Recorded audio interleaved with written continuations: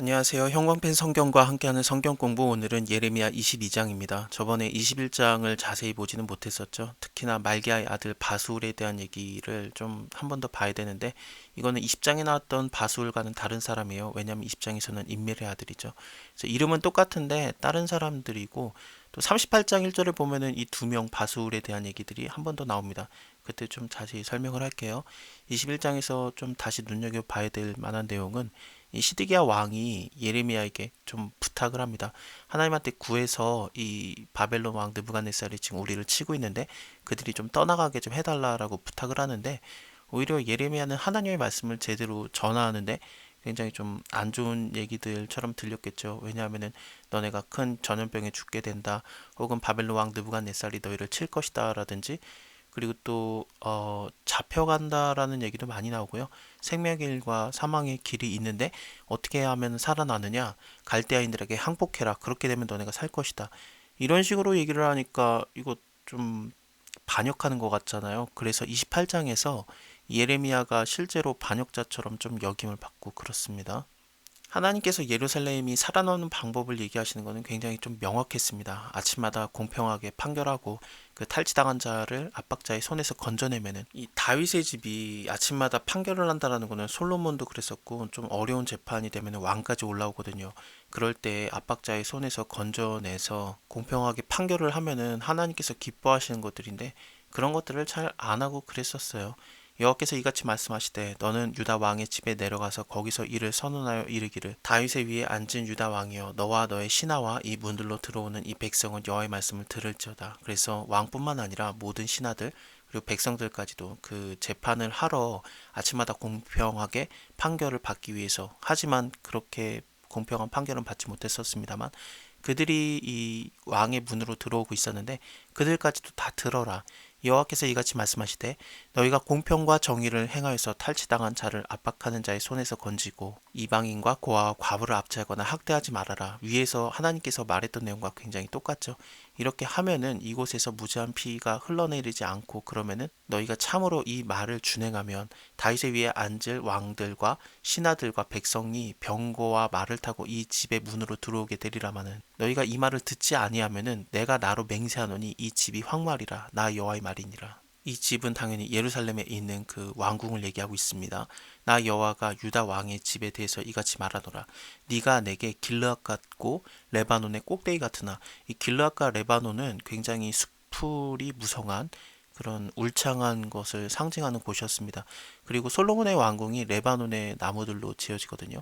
그래서 그 왕궁 자체를 뭐 레바논 나무의 숲 그런 식으로도 부르고 그랬대요. 이렇게 숲이 우거진 듯한 그런 단어들이 사용되고 있는데, 그렇게 많은 것 같으나 내가 정령이 너로 광야에 거민이 없는 성을 만들 것이다. 그래서 광야라는 거는 아예 나무가 없는 곳이죠. 그래서 너희를 황무하게 만들겠다, 그런 표현입니다. 내가 너 파멸할 자를 준비하리니 그들이 각기 손에 병기를 가지고 너의 아름다운 백향목을 찍어서 불에 던질 것이다. 백향목이라는 게 당연히 그 성 자체가 레바논의 백향목으로 지어졌기 때문에 이 백향목을 찍는다는 게 예루살렘의 멸망을 얘기하는 거죠. 그래서 여러 나라 사람들이 이 성을 지나가면서 피차 말하기를, 여호와가 이 성을 이같이 행하심이 어찌민고, 대답하기를 이는 그들이 자기 하나님 여호와를 언약을 버리고 다른 신에게 절하고 그를 섬긴 영고라 하리라 하셨다 할지니라. 너희는 죽은 자를 위해서 울지 말며 그를 위해서 애통하지 말아라. 이 죽은 자라는 거는 요시야 왕입니다. 요시야 왕이 굉장히 잘했던 왕이잖아요. 근데 그가 요절을 당하거든요. 애국과 아수르 제국의 싸움이었는데 그때 괜히 끼어들었다가 죽었어요. 요시야 왕이 죽은 거에 대해서는 다 슬퍼하고 애통했어요. 워낙에 잘했던 왕이었기 때문에. 그 스가랴서에서도 큰 애통이 있을 것이다라는 표현들이 그 요시야 왕의 죽음에 대한 표현으로 다 나오고 있습니다. 근데 그를 위해서 애통하고 있지 말고 잡혀간 자를 위해서 슬피 울라. 이 잡혀간 자는 요시야 왕의 아들이었던, 여기 밑에 나오고 있습니다. 나 여호와가 유다 왕 요시야의 아들 곧 그 아비 요시야를 이어서 왕이 되었다가 이곳에서 나간 살룸에 대해서 말하노라. 이 살룸이라는 자가 누구냐면은 요시야의 아들이고 굉장히 악했던 왕이고 딱 3달 동안 통치했던 왕입니다. 여호와아스라는 왕인데, 애굽의 바로 느고라는 왕이 여호와아스를 폐위시켜요. 원래 이름은 살룸이기도 하고 그랬었습니다. 근데 이 사람을 폐위시킨 다음에 애굽에 끌고 가서 거기에서 그 여호와스는 죽어요. 그러니까 처음으로 이스라엘의 왕 유다의 왕인데 다른 나라에 끌려가서 죽은 왕이 여호아하스입니다. 그를 위해서 슬퍼해라.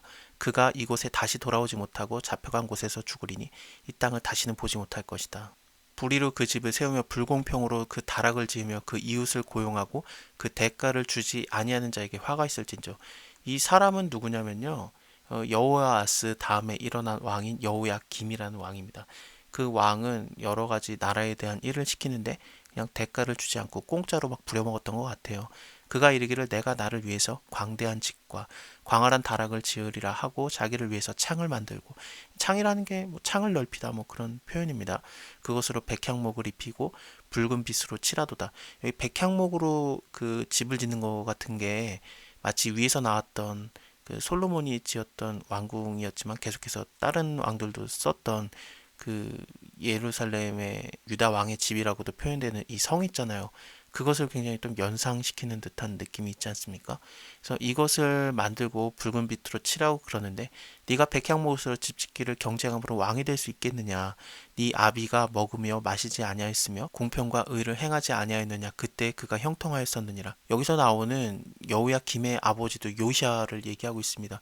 밑에 18절을 보면은 나 여호와가 유다 왕 요시아의 아들 여호야김에 대해서 이같이 말하노라라고 했기 때문에 공평과 의를 행하고 그랬으면은 그 아버지의 때처럼 너도 형통하고 그랬었을 것이다. 그가 가난한 자와 궁핍한 자를 신원하고 형통하게 하였나니 이것이 나를 알미 아니냐 여호와의 말이니라. 그러나 너의 눈과 마음은 탐난과 무지한 피를 흘림과 압박과 강포를 행하려 할 뿐이니라. 그러므로 나 여호와가 유다 왕 요시아의 아들 여호야김에 대해서 이같이 말하노라. 우리가 그를 위해서 슬프다 내 형제여, 슬프다 내 자매여, 이렇게 통곡하지 아니할 것이고 그를 위해서 슬프다 주여, 슬프다 그 영광이여 하면서 통곡하지 아니할 것이다. 왜냐하면 워낙에 못된 왕이었으니까 일 부려먹고 아무런 대가를 주지 않았던, 고가를 주지 않았던 왕이었기 때문에 아무도 슬퍼하지도 않아요. 그가 끌려가서 예루살렘 문 밖에 던지고 나귀같이 매장담을 당하리라. 이게 되게 좀 애매해집니다. 왜냐하면은 11기하 24장을 보면은 여호야김이 그 열조와 함께 자매라고 돼 있어요. 그래서 장례를 제대로 받은 듯한 느낌이 있는데, 근데 나귀처럼 매장을 당한다, 그러니까 밖에 던져진다라는 표현이 나오거든요.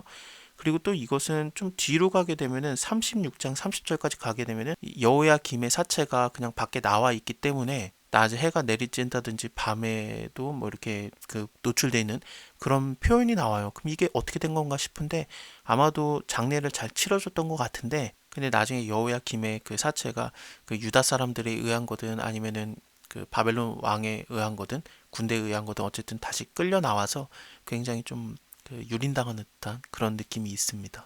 너는 레바논에 올라 외치며 바산에서 네 소리를 높이며 아비람에서 외치라. 이는 너를 사랑하는 자가 다 멸망당했다. 여기서 사랑하는 자라는 거는 아마도 유다와 동맹을 맺었던 나라들, 호세아서를 보면은 동맹 맺었던 나라들을 사랑하는 자라고 표현을 하는데 아마도 그 애굽 나라 자체를 얘기하는 것 같아요. 애굽이라는 나라도 바벨론 왕 느부갓네살에 의해서 이미 좀 밀린 상황입니다. 에스겔서를 봐도 유다가 계속해서 애굽에게 좀 도움을 요청하고 그래요. 근데 그거 의지하지 말아라. 그거는 너에게는 그 갈대 지팡이니라. 잡아봤자 구부러지고 부러지고 너를 오히려 해하게 될 뿐이다라고 했거든요. 계속 의지하니까 하나님께서 결국에는 애굽을 멸망시키는 것들도 표현이 되는데, 물론 애굽 자체에 죄도 많았기 때문에 그런 겁니다만, 그래서 유다의 사랑하는 자가 다 멸망당했어요. 너가 평안할 때에 내가 너에게 말하였으나 너의 말이 나는 안 듣겠다라고 하였나니, 네가 어려서부터 내 목소리 안 듣는 거 그거 네 습관이다. 너의 목자들은 다 바람에 삭힐 것이고 너를 사랑하는 자들은 사로잡혀 가리니 그때 네가 반드시 너의 모든 악을 인하여 수치와 욕을 당하리라. 레바논에 거하는 백향목에 깃드는 자여. 이 백향목에 깃들어져 있는 마치 새, 그런 표현처럼 쓰고 있는 건데, 그래서 아주 높은 곳에 그 둥지를 트고 있기 때문에, 깃들어 있기 때문에 좀 보호를 받는 것 같겠지만 그렇지 않다라는 거죠. 여인의 해산하는 고통 같은 고통이 너에게 임할 때 너의 가련함이 얼마나 심하랴. 나 여호와가 말하노라. 나의 삶으로 맹세하노니 유다 왕 여호야김의 아들 고니야. 이 고니야라는 자는 여호야김의 아들인 여호야긴입니다. 이름이 굉장히 비슷하죠. 네, 다른 인물이고요. 여호야긴도 악했던 왕입니다. 나의 오른손에 인장반지라고 할지라도 내가 빼겠다. 인장반지라는 거는 왕의 일을 처리할 때 이 반지로 갖다가 하지 않습니까? 그래서 하나님께서 이 왕이었던 고니야라는 왕 여호야긴을 자기의 인장반지라고 했던 거죠. 그래서 하나님의 대리자로서 일을 했었어야 되는데 제대로 안 하니까 내가 너를 빼버리겠다. 너의 생명을 찾는 자의 손과 너를 두려워하는 자의 손, 곧 바벨론 왕 느부갓네살 손과 또 갈대아인의 손에게 너를 줄 것이다. 내가 너와 너를 낳은 어미를 너희가 나지 아니었던 다른 지방에 쫓아내리니 너희가 거기서 죽을 것이고 너희 마음에 돌아오기를 사모하는 이 땅으로는 다시 돌아오지 못한다. 이것은 실제로 일어납니다. 열왕기 하에 보면은 잡혀가요. 그래서 여호야킨 왕뿐만 아니라 그의 엄마가 되는 느후수다도 같이 사로잡혀가고 다시 돌아오지 못합니다. 이 사람 고니아는 천한 파기냐, 부서진 그릇 그거죠. 좋아하지 아니하는 그릇이겠느냐. 어찌하여서 그와 그 자손이 쫓겨나서 알지 못하는 땅에 들어갔는고. 땅이요, 땅이요, 땅이요. 여호와의 말을 들어라. 나 여호와가 이같이 말하노라. 너희는 이 사람이 무자하겠고 그 평생에 형통치 못할 자라 기록하라. 이는 그 자손 중에 형통하여서 다윗의 위에 앉을 유다를 다스릴 사람이 다시 없을 것이라. 여호야킨 왕이 자식들이 있었어요. 근데 왕이 될 만한 자로서는 다 일어나지 못하고 손자가 되는 자가 스룹바벨이 있습니다. 그 스룹바벨 성전 나중에 지어지잖아요. 그 스룹바벨이에요.